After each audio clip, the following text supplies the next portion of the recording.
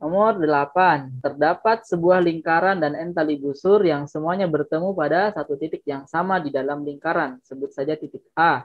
Apabila n tali busur, jadi misalkan tali busurnya itu ada n, maka membagi lingkaran menjadi 2n daerah kecil yang memiliki luas yang sama. Tentukan banyak kemungkinan titik A di dalam lingkaran tersebut.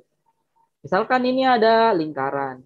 Nah, kalau kita substitusi n-nya itu 1, maka membentuk 2 daerah yang sama. Sehingga garis yang memenuhi atau tali busur yang memenuhi itu harus berupa diameter. Nah, lanjut. Kalau misalkan 2 tali busur, maka daerah yang terbentuk itu ada 4 daerah yang memiliki luas yang sama.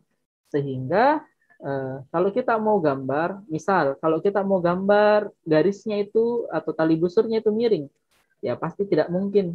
Yaitu kenapa tidak mungkin? Karena ada daerah yang lebih luas, ada daerah yang lebih kecil. Nah, kita buat dia sejajar, memotong tegak lurus yang pertama tadi. Nah, seperti ini kondisinya. Akan terbentuk 4 daerah yang sama.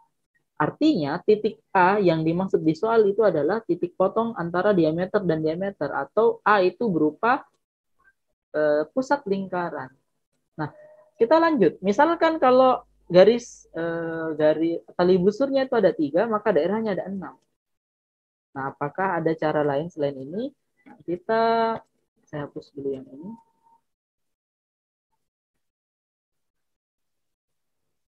Nah, berarti kalau kita buat supaya terbentuk 6 daerah dengan luas sama, maka kemungkinannya ya seperti ini.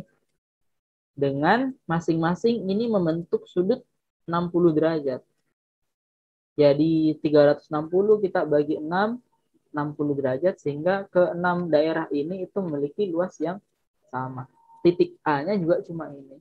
Dan seterusnya, ini juga dan seterusnya. Sehingga kita bisa ambil kesimpulan bahwa banyaknya titik A yang memenuhi itu hanya satu, yakni berupa titik pusat lingkaran.